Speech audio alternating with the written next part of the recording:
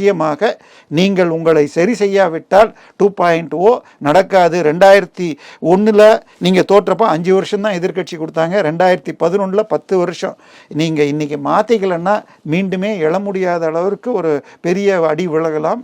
மாற்றிக்கொள்ள வேண்டும் தான் நம்ம பொறுத்த வரைக்கும் நல்ல ஆட்சி இருந்தால் எதிர்க்க மாட்டோம். அதாவது திமுக ஆட்சிக்கு வந்தவுடன் தன் கட்சிக்காரர்களை காப்பாற்ற கீழ் நீதிமன்றங்களில் மேனிப்புலேட் செஞ்சு வழக்குகளை குவாஷ் பண்ணுறாங்க.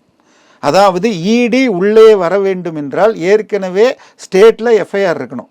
ஸோ இந்த வழக்கை முடிச்சுட்டா அவங்க உள்ளே வர முடியாது.